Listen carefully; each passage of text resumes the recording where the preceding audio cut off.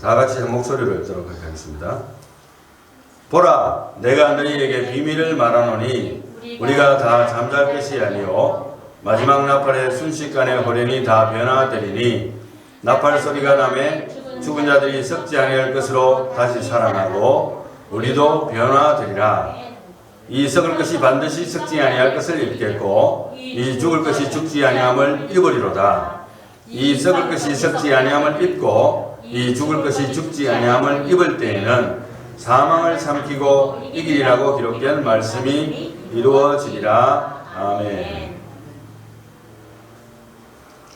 구약 성경에도 부활에 대한 기록이 있는가라는 논란들이 있어요. 어떤 분들은 거의 없다, 있어도 정확하지 않다, 여러 가지 각도에서 보지만 많은 구절들이 부활에 대해서 이야기하고 있어요. 사실은 예수님이 오셨을 때 좀 더 부각이 되고 구체화된 것이지만 부활신앙의 배경이 되는 구절인데 한 구절만 한번 찾아본다면 히브리서가 그것을 잘 인용을 했는데요. 히브리서 11장 17절에서 19절에 보면 아브라함은 시험을 받을 때에 믿음으로 이삭을 드렸으니, 그리고 나서 뒤에 보면 저가 하나님이 능히 죽은 자 가운데서 다시 살리실 줄로 생각한지라, 비유컨대 죽은 자 가운데서 도로 받은 것이니라, 이런 구절이 나옵니다.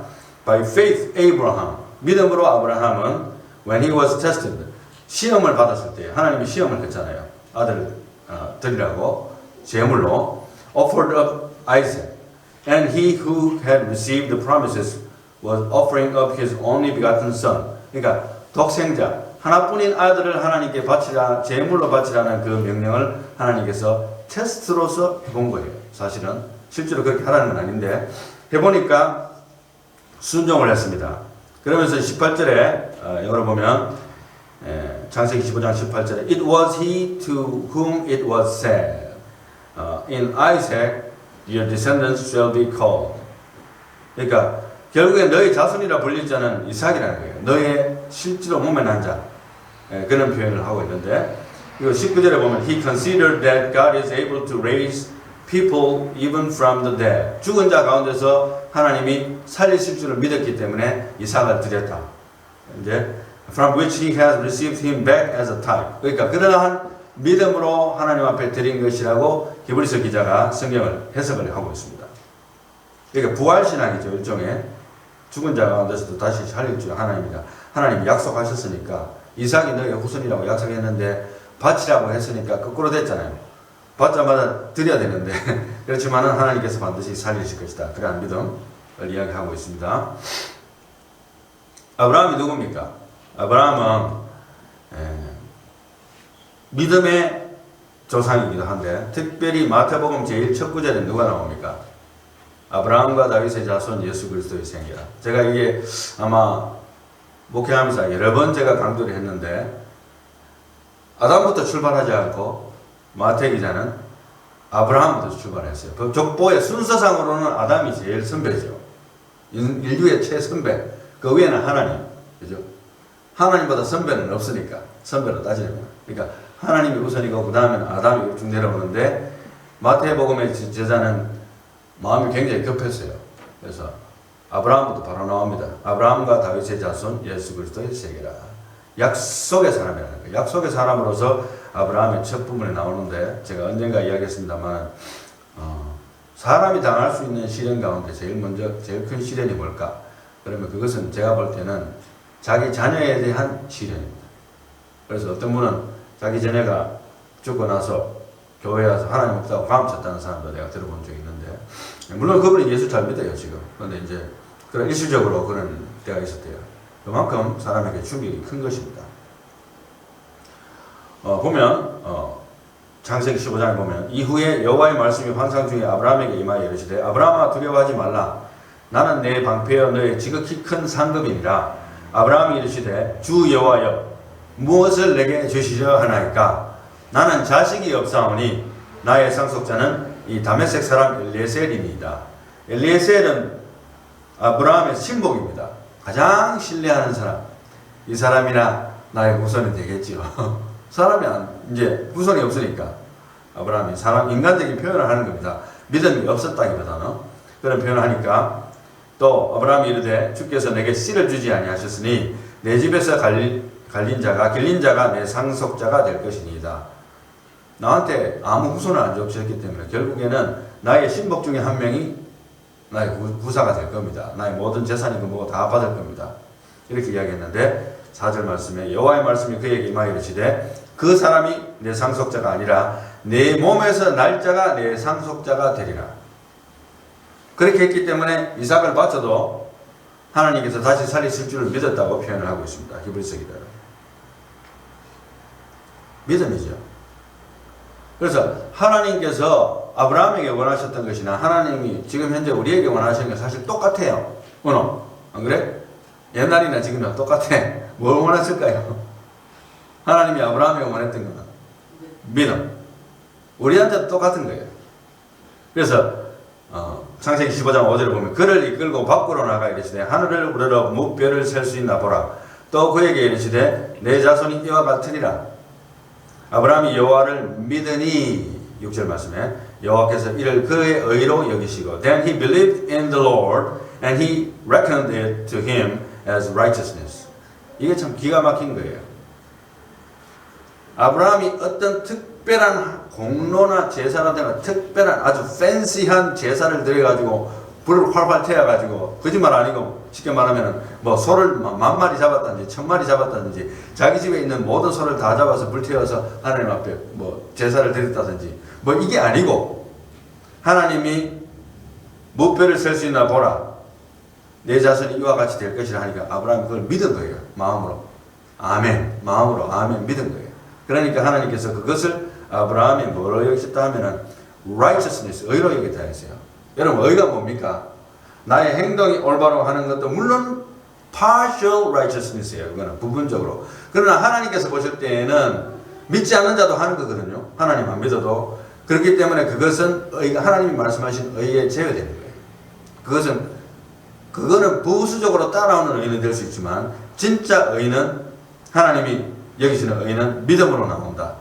그래서 믿음이 이기네 믿음이 이기네 주 예수를 믿음이 온 세상 이기네. 여러분 우리가 천국에 가는 것은 믿음으로 가는 거예요. 하나님께서 우리 믿지 않는 사람들은 죄송합니다만 예수를 믿지 않으면 천국에 갈 길이 없어요. 예수를 안 믿는데 내가 아무리 땅을 열심히 파고 노력해가지고 돌을 닦아서 득도를 한들 하나님과는 아무 상관이 없는 득도예요. 득도. 여러분들 골짜기 가갖고 산에 가가지고 3년간 수련을 해보세요. 하나님과 관계없이 천국 못 갑니다. 이제 오늘 본문을 이제 고린도전서 15장인데 본문의 배경구절 앞쪽에 잠깐 보고 본문을 해석하도록 그렇게 할까 합니다. 4절 말씀 보면 장사 지낸 바 되셨다가 성경대로 사흘 만에 다시 살아나사 이게 이제 예수님의 부활에 대해서 이야기하시잖아요. 사도 바울이. 근데 성경대로 사흘 만에 살아났다. 그러니까 구약 성경에 어디에 예수의 부활이 있는가 이런 질문을 할 때 여러 군데 간접적인 구절을 제외하고 한두 가지 보면 특별히 호세아서 6장 2절에 이런 말씀이 있어요. 여호와께서 이틀 후에 우리를 살리시며 셋째 날에 우리를 일으키시리니 우리가 그의 앞에 살리라. 이 구절을 이제 부활의 암시적인 구절이라고 대표적으로 한 가지 이야기합니다. 아울러서 예수님께서 직접 말씀하신 게 있어요. 뭐냐면 마태복음 12장 그리고 16장 또 누가복음에도 나오는 근데 동일한 사건인데 요나의 이야기입니다. 보면은 38장 마태복음 12장 38절 그때에 서기관과 바리새인 중 몇 사람이 말하되 선생님이여 우리에게 표적 보여주시기를 원하나이다. 예수께서 대답하여 이르시되 악하고 음란한 세대가 표적을 구하나 선지자 요나의 표적밖에는 보일 표적이 없느니라. 요나가 밤낮 사흘 동안 그 물고기 뱃속에 있었던 것 같이 인자도 밤낮 사흘 동안 땅속에 있으리라. 이게 내가 주는 표적이야. 사람들 못 알아듣죠 당연히. 예수님이 죽으신 다음에 일어날 일이기 때문에 3일 동안 안 일어나죠. 예수님께서는 죽자마자 바로 일어나는 게 아니고 3일 동안 안 일어나요. 그 다음에 3일 후에 부활하신 거예요. 오늘 이게 금요일 날 죽으시고 3일 동안 안 일어나시고 3일 뒤에 부활하셨어요. 그게 표적이라는 거예요. 마태복음 16장에도 동일한 이야기인데 사실은 시간이 조금 지났어요. 그러니까 마태복음 12장에 그 질문이 있었는데 또 16장에 바리새인과 사두개인들이 또 예수를 시험하여 하늘로부터 오는 표적을 구하는 거예요. 이 사람들은 여러분들 마태복음이라든가 성경을 자세히 읽어보면 예수님이 가시는 곳마다 따라다니면서 시험하는 거예요. 보따리 싸들고 다니면서 도시락 싸들고 다니면서 예수님을 시험하는 질문을 자꾸 던지는 겁니다. 이렇게. 그런 무리들인데 바리새인과 사두개인들이 부활이 없다고 믿고 그들은 예수를 시험하여 하늘로부터 오는 표적 보이기를 부탁드리겠습니다. 예수님 당신께서 능력 많으신 줄 아는데 제발 우리에게 뭔가 좀 하늘로부터 오는 표적 좀 보여주세요. 이렇게 하니까 예수님께서 대답하여 이르시되 너희가 저녁에 하늘이 붉으면 날이 좋겠다 하고 아침에 하늘이 붉고 흐리면 오늘은 날이 굳겠다 하나니 너희가 날씨는 분별할 줄 알면서 시대의 표적은 분별할 수 없느냐. 조금 심하게만 야 이 바보들아 이런 뜻이에요. 이거 그 뜻이에요. 예. 그 다음에 4절 말씀에 악하고 음란한 세대가 표적을 구하나 연하의 표적밖에는 보여줄 표적이 없느니라 하시고 그들을 떠나가시니라. 더 이상 상대할 가치가 없다는 거예요. 이 무리들의 목적은 그냥 예수를 시험하는 게 목적이니까 믿음으로 예수님의 말씀을 듣고자 하는 목적이 아니고 시험하는 게 목적이니까 연하의 표적밖에 보여줄 것이 없다. 그러니까 이 사람들 연하의 표적이 뭐지? 아직도 모르는 거예요. 지금 부활에 대한 이야기입니다. 부활. 예수님이 부활에 대한 암시를 한 거예요. 이게 두 번째 나타나는 건데 마태복음에 그렇게 하면서 그들을 떠나가셨어요. 그 다음에 누가복음 11장에도 동일한 사건인데 표현이 이렇게 나왔습니다. 누가복음 11장 보면 누가가 이렇게 기록했어요. 26절에 무리가 모였을 때에 예수께서 말씀하시되 이거는 이제 질문에 대한 대답이라보다도 예수님이 그냥 말씀하시는 겁니다. 이 세대는 악한 세대라 표적을 구하되 요나의 표적밖에는 보일 표적이 없나니 요나가 니느웨 사람들에게 표적이 됨 같이 인자도 이 세대에게 그러하리라. 아멘. For just as Jonah became a sign to the Ninevites, so will the Son of Man be to the generation. 그러니까 요나가 그 세대 사람들에게 표적이 됐다고 했어요. 그래서 요나서를 이렇게 늘 읽으면서도 요나가 그 세대 사람들에게 표적이 됐다고 이 구절을 딱 보면 여러분께서 어떻게 생각하실지 모르지만 예수님이 지금 이 말씀을 하실 당시는 예수님이 아직은 이 땅에 계시면서 제자들에게 복음을 증거할 당시이기 때문에 요나의 표적이 아직 안 나타났어요. 죽지 않았기 때문에. 예. 죽음을 통과한 다음에 3일 지난 다음에 예수님이 부활하시기 때문에 아직은 예수님 스스로는 보여줄 수가 없어요. 그거는 원타임 딜입니다. 원타임 딜. 한 번밖에 못 보여주잖아요. 죽으셔야 되는 거기 때문에. 그런데 요나는 이미 과거 사람이잖아요. 예수님의 표적으로서의 하나의 상징적인 인물인데 요나가 물고기 뱃속에 들어가 버린 거예요. 나를 들어 바다에 던지라. 내 때문에 이 풍랑이 일어났기 때문에 내가 하나님 말씀 전파하는 선지자인데 내가 하나님 말씀 거역하고 딴 데로 가기 때문에 하나님이 풍랑을 일으켰기 때문에 이 일이 생겼으니까 나를 들어서 바다에 던져버려. 그러면 이게 다 끝날 거야. 제비 뽑히니까 이제 꼼짝 말아야 됐잖아요. 정직하게 이야기하고 물고기 밥이 됩니다. 그런데 희한하게도 요나는 거기서 죽었든지 어떻게 됐든지 물고기 뱃속에서 3일을 지나게 돼요. 그 다음에 회개를 하고 그 다음에 요나가 물고기가 토를 해서 다시 육지로 들어옵니다. 이 이야기가 지금 이제 동화 같은 이야기인데 실제로는 있었던 이야기예요. 실제로 있었던 이야기가 기록되어 있습니다. 요나는 동화가 아닙니다.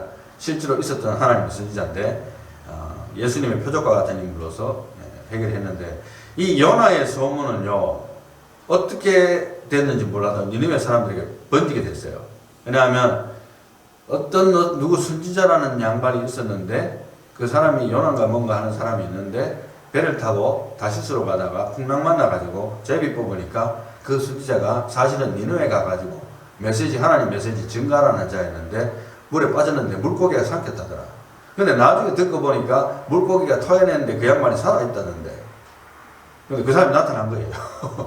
그 소문에 듣던 요나가 나타날 뿐인 거예요. 그냥 마치 예수님께서 부활하시고 난 다음에 그냥 가셨습니까 여러분?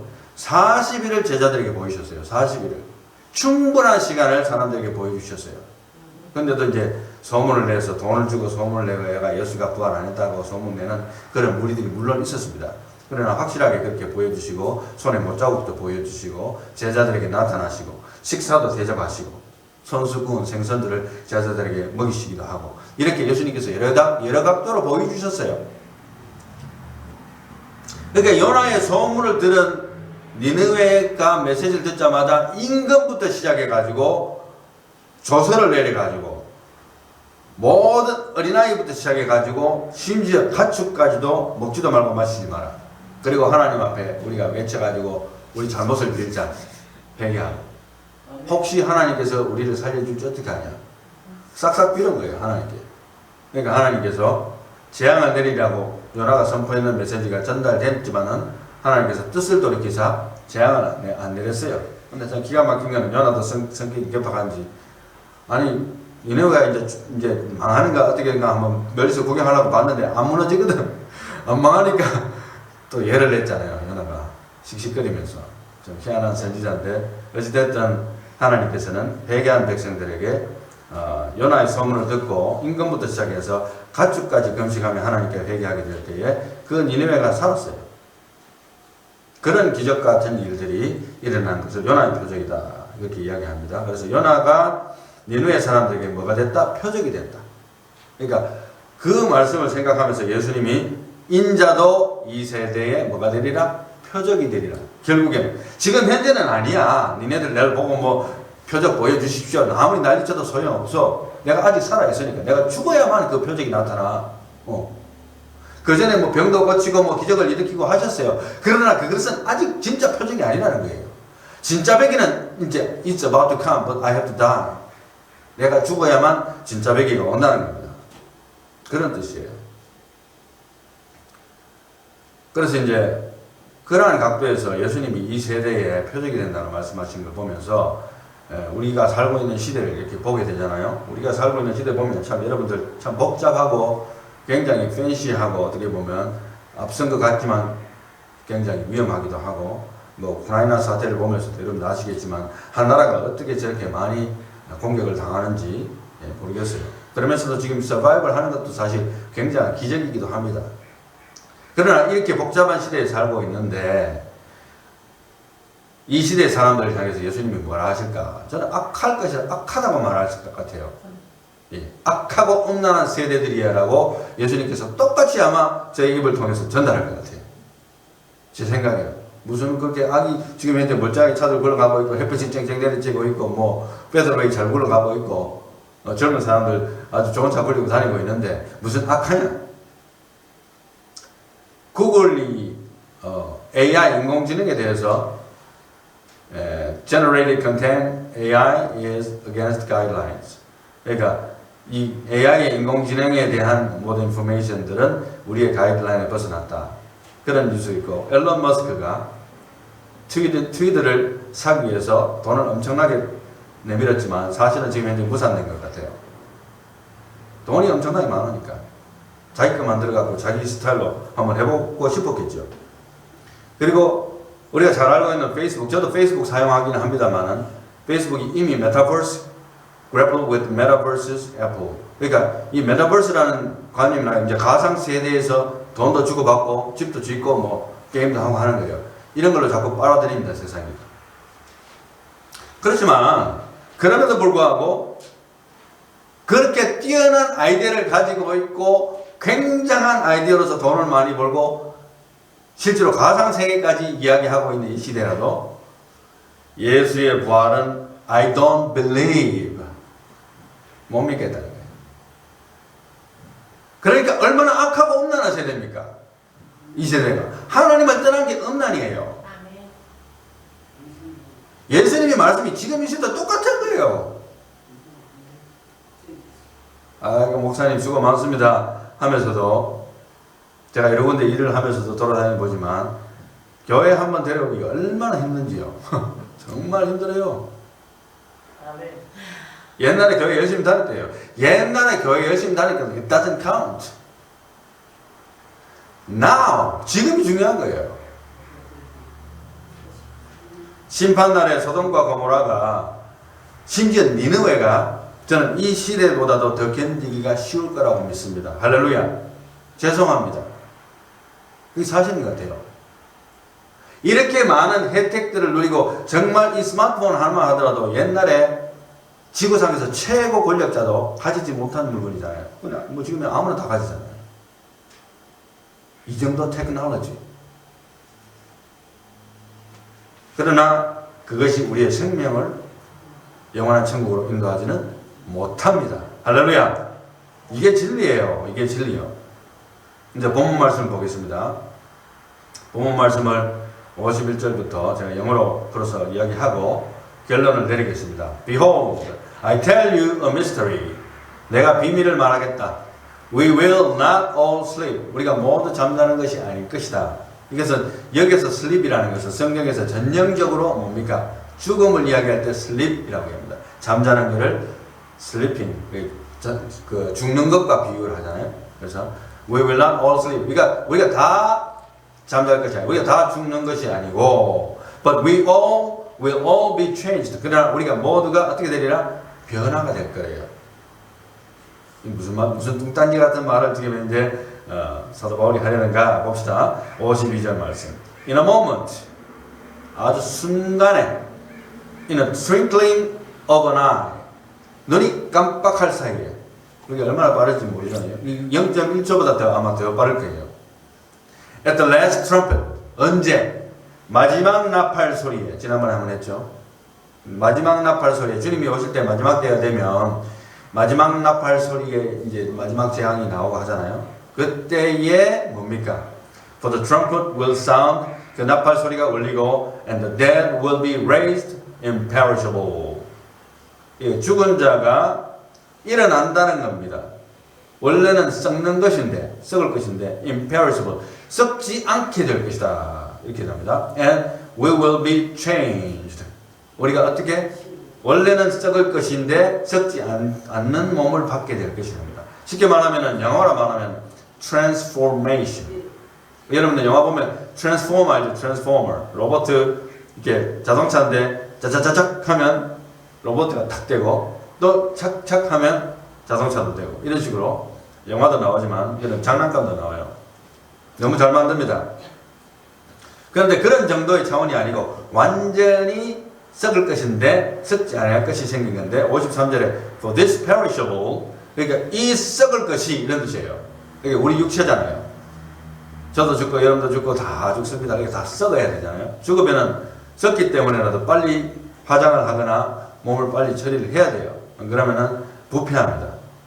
그래서 고독사 하시는 분들, 정리하시는 그 사람들 보면 일단 집에 들어가면 그 냄새가 감당할 수 없는 냄새가 난대요.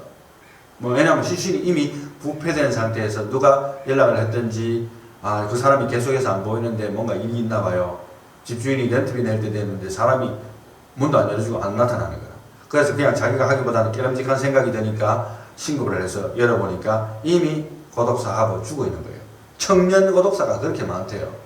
안타까운 것은 왜 청년들이 그렇게 죽는지 혼자서 하여간 그러한 일들이 한국에서 많이 일어났습니다. But when this perishable, 이 썩을 것이 will have put on the imperishable, 이제 썩을 것인데 transformation에 의해서 변화에 의해서 이제 영원히 썩지 않는 몸으로 변화가 된다는 표현을 쓰고 있거든요. 변화가 된다. And this mortal, 그러니까 mortal이라는 것은 뭡니까? 결국엔 죽는 존재를 말합니다. 그러니까 모든 사람이나 생물은 다 죽잖아요. 결국에는 그러니까 mortal being이라고 해요. 죽는 존재예요. mortal. Mortal will have put on immortality. 그러한 죽을 운명에 처해진 우리 생명들이 immortality, 영생, 불사신, 영원히 죽지 않는 몸을 받게 될 것이다. immortality라는 것은 영원히 죽지 않는 것을 말합니다. 영생하고 똑같은 것이죠. eternal life. 그래서 하나님이 원래는 original intent, 하나님이 원래의 intent, 그러니까 의도하신 바는 사람을 창조하셨을 때에 우리가 믿기로는 영생하도록 창조하셨어요. 그래서 그 안에 동산 안에 사실은 선악과만 있었던 게 아니고 뭐가 있었습니까? 영생하도록 하는 나무도 있었어요. 그런데 선악과 따먹고 나서 그걸 그룹으로 지켜버렸어. 그리고 에덴 동산에서 사람들이 쫓겨나고 그러니까 그 영생하는 나무를 따먹지 못했죠. 그래서 그걸 따먹었으면 아마 인류 역사가 바뀌었겠죠. 하나님이 그렇게 하지 않았습니다. 스토리 라인이 그렇게 전개가 안 되죠. 이 모든 것은 하나님에 의해서 사실은 orchestrated 되기 때문에 우리가 어떻게 할 바가 아닙니다. 그러나 이제 결국에는 이것이 바로 여러분들이 가지게 된 부활에 대한 모습이 될 겁니다. 예수님처럼 이런 뜻이거든요. 그래서 Then will come about the saying that is written. 기록되었을 때 Death is swallowed up in victory. 죽음이 승리에 삼켜지게 될 것이다. 왜? 무엇으로? 부활로. 하나님의 능력으로. 예수를 믿음으로. 믿음으로 의롭다 하심을 얻고 믿음으로 구원을 받습니다. 할렐루야.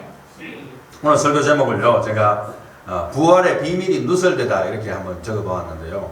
사실은 뭐 비밀이라고 할 것도 없어요. 이제는 너무나 많이 누설되어 가지고 기독교의 부활이라고 하면 믿지 않은 사람도 압니다.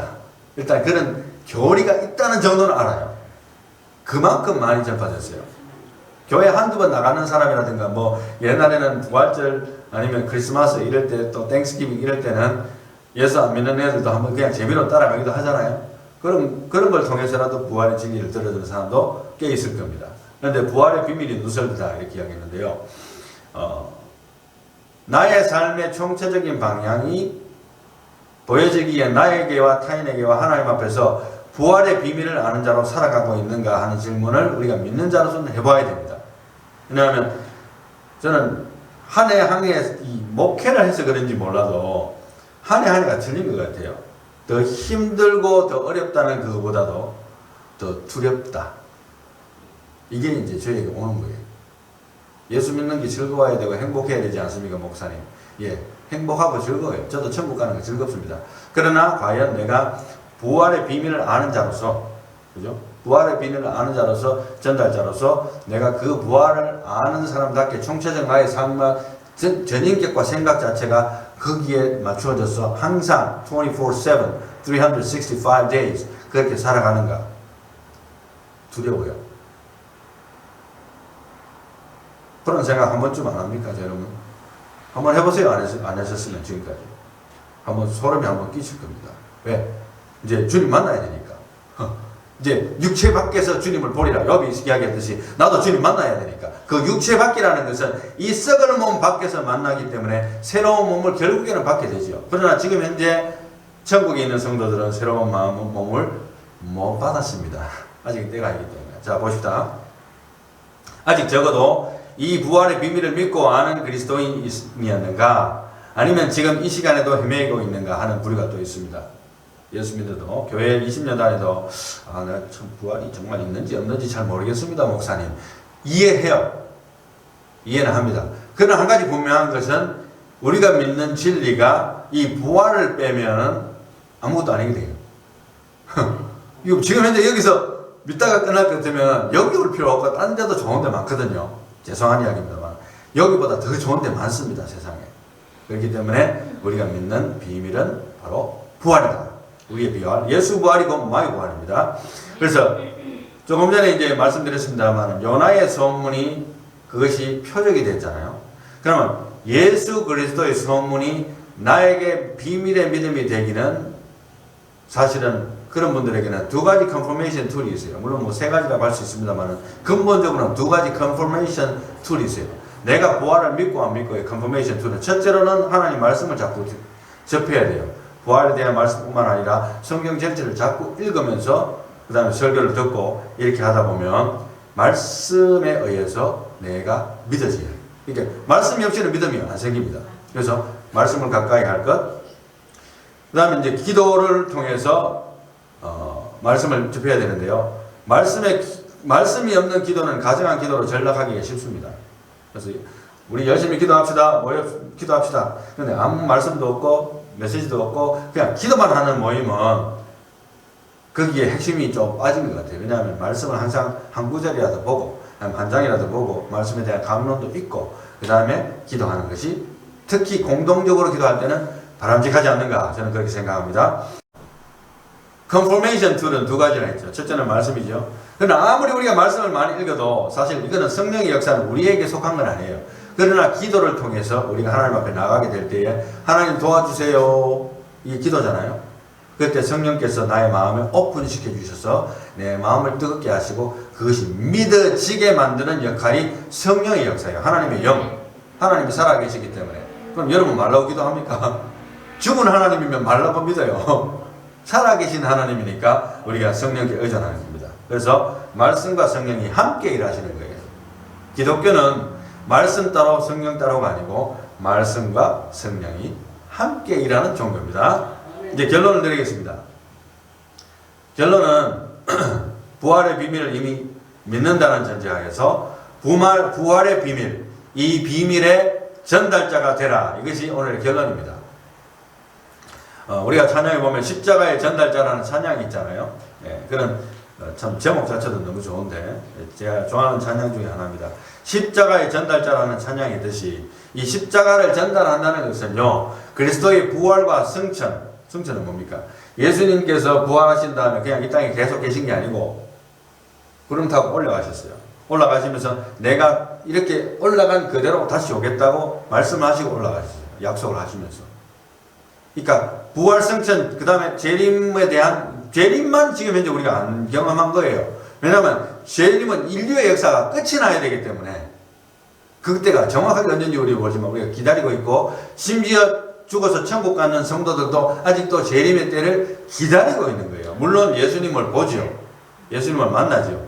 그러나 아직은 심판을 받지 못하고 아직은 영원한 몸을 받지 못하고 영으로만 있다고 봐야 됩니다. 육체는 뭐 지구상 어디인가 썩어져 있겠죠. 고기밥이 됐을 수도 있어요.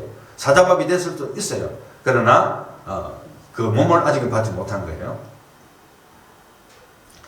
그래서 이 부활의 비밀의 전달자가 되는데, 성경을 믿는 믿음의 원리는 우리가 이제 우리 자신들이 먼저 믿어야 전달할 거 아닙니까, 사실은. 그래서 믿음의 원리라고 이야기하고 싶은 것은 뭐냐 하면은 이렇게 이야기하고 싶어요. All or nothing. 다 믿든지 아예 믿지 말든지, 아예 하나도 믿지 말든지, 아예 다 믿든지 성경은 66권 정확한 하나님의 말씀이에요. 그걸 믿고 하나님 말씀으로 다 받아들이든지 아니면 아예 다 믿지 말든지. 나는 그걸 원하고 싶어요. 그런데 많은 사람들이 그렇지 않아요. 성경은 사람의 말이 아니고 하나님의 말씀입니다. 아멘. 그리고 설교는 왜 됐습니까? 성경 놔두고 말라고 제가 목사가 이거 설교를 합니까? 그죠? 설교를 통해서 하나님이 오늘 현재 기록된 말씀으로 나에게 그걸 통해서, 목사님을 통해서 말씀을 하잖아요. 그래서 이제 설교가 전달되는 겁니다. 그렇기 때문에 설교의 전달자라고 이제 직접 내가 설교를 하고 있지만 여러분들이 설교의 전달자라도 될 수 있어요. 우리가 작은 일이지만 사실은 팬데믹이 가져다 준 하나의 선물이 있었습니다. 저에게는. 물론 많은 교회들에게도, 목회자들에게도 팬데믹이 가져다 준 선물이 있었지만 저에게는 작은 선물이지만 오랫동안 제가 고심하면서도 감히 손을 대지 못했던 부분이 설교를 녹화해서 유튜브에 올려가지고 또 성도들에게 전달하기도 하고, 이걸 감히 실행을 못했어요. 근데 팬데믹이 딱 되니까 그 외에는 전달할 수 있는 방법이 없네. 물론 육성을 녹음해서 그냥 할 수도 있는데, 그래서 그 시스템을 개발을 해서 돈도 좀 들였습니다만은, 그래서 좀 배우기도 하고 임상수 목사님과 또 인터넷을 통해서 그래서 전달을 하잖아요. 이 전달은 사실 여러분들이 다른 사람들에게도 전달해 줄 수 있어요. 제가 최근에 만난 어떤 자매에게도 그분이 지금 교회는 안 나가지만 제가 카톡을 한번 보냈어요. 보내지 마세요 라고 메시지가 오면 더 이상 안 보내는데, 그렇지 않은 다음에 저는 그냥 보내버립니다. 듣든지 아니 듣든지, 그러나 될 수 있는 대로 들을 수 있도록, 그리고 그 사람을 위해서 기도할 수 있고, 여러분들도 설교의 전달자가 되시길 바랍니다. 성경 자체의 무게는 설교와 그것에 올라갈 수는 없어요. 그 어떤 설교라도, 어떤 유명한 목사의 설교도 성경 자체의 무게로 올라갈 수 없습니다. 그러나 설교는 여전히 하나님이 그것을 통해서 말씀하시는 도구입니다. 할렐루야. 그래서 왜 설교가 필요한가 하는 것은 목회자 자신과 세상에 내가 복음을 맡기 위해서라도 설교가 또 필요해요. 물론 목회자 자신도 내가 복음에 빠질 수도 있고 실수할 수 있어요. 여기서 내가 복음이라는 것은 하나님 말씀 그대로를 이해하기 위해서 연구하고 거기에서 나온 엑기스가 나와서 거기에서 나에서 적용하는 것이 아니라 하나님 말씀이 나한테 유리하다 싶은 것을 내한테 끼워 맞춰갖고 아전인수격으로 자꾸 나에게 유리하게만 해석하고 또 내 입맛에 맞는 것만 적용하고 또 내가 좋아하는 말씀만 활용하고 또 내가 믿어지는 것만 믿고 믿지 않는 것은 자꾸 걸러내는 거예요. 이것은 참된 신앙의 방법이 아니에요. 이것이 바로 내가 복음이에요. 오늘날 정말 많습니다. 내가 복음에 충만한 성도들이 너무 많아요. 알고 보면 성경을 잘 몰라. 그런데도 불구하고 자기는 안다고 하는 게 문제입니다. 그래서 설교가 또 필요합니다.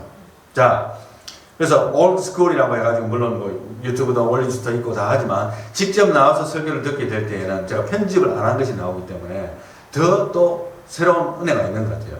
왜냐하면 제가 가면 잘라내고 군더더기 해가지고 보내거든요. 하여간 그 정도 하겠습니다. 하여튼 설교도 필요하고 말씀도 필요합니다. 그러나 성경을 믿음의 원리는 all or nothing. 내가 다 성경을 믿든지 아니면 아예 믿지를 말든지 그렇게 하시기를 주님의 이름으로 축원합니다. 더 이상 겉으로는 비밀이 아닌 예수의 부활의 교리가 되었습니다. 결론 중에 결론인데 제가 비밀이라고 했지만 누설됐다고 했잖아요. 오늘 설교 제목이 그죠? 부활의 비밀이 누설되다. 이미 탄로났어요. 그럼에도 불구하고 이 교회 안에서조차도 부활을 믿지 못하거나 또 안 믿으려고 하는 사람이 있으면 더더욱 부활을 내가 설교하리라. 제가 몇 년 전에 이런 이야기 들었습니다. 페들웨이의 어떤 담임 목사가 누구라고는 이야기하지 않겠습니다. 어느 시점에서부터 매주일 부활에 대한 설교를 한대요. 매주일. 지금도 하는지 그건 모르겠어요. 지금까지는. 그때 당시에는 한창 소문에 듣기에 제가 소문만 들었습니다. 그래서 그것 때문에 싫어서 교회 떠난 성도가 있을 정도라고 하는 말을 들었습니다. 그러나 얼마나 그것이 간절했으면 목회자가 그러한 결단으로 거의 매주일 부활에 대한 설교를 했겠어요. 여러분, 부활이 없는 기독교는 이빨 빠진 호랑이고 부활이 없는 기독교는 앙코 없는 찐빵이고 부활이 없는 기독교는 아무것도 아닌 거예요. 소풍 가면 됩니다. 여기 있을 이유가 없어요. 그래서 아마 그 목사님께서는 끊임없이 부활을 강조하지 않았는가. 저는 마음에 어느 정도 이해가 돼요. 그 많은 66번의 말씀이 많은데도 불구하고 부활에 포커스를 맞춰서 거의 매주 계속 설교하니까 질려버렸다는 말도 들었는데 나는 안 질릴 것 같아 솔직히. 내가 앉아있으면. 저는 목회자 입장인데 저도 설교를 들을 입장에 있었던 시기가 상당히 많았습니다. 목사 안수 받고 나서도 거의 설교를 하지 1년 이상도 설교 못하고 1년에 한 번 하면 많이 알고 이런 군대 다닐 때 시절도 있어 보았습니다. 그러나 정말 하나님 말씀이 진짜로 있는 그대로 전달될 때는 나는 항상 아멘이 되더라고요. 아멘. 그런데 내 입맛에 맞는 것이 아니고 부활이 정말 사실이고 예수님의 부활이 나의 공헌이 된다는 사실을 알게 됐을 때에 더더욱 부활을 설교하게 됩니다. 그래서 저도 부활줄이 아니더라도 부활을 자주 강조하기를 제가 결심을 했어요.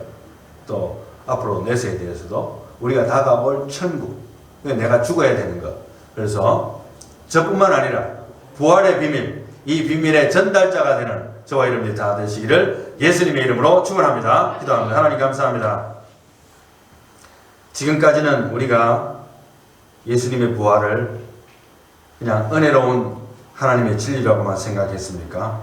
혹시 그것이 It is about to come, 곧 우리에게 닥칠, 우리가 죽어서 주님 앞에 보게 됐을 때에 또 마지막 심판이 되었을 때에 결국에는 우리가 그것을 맞닥뜨려야 되는 진리라는 사실을 우리가 잊고 살았습니까?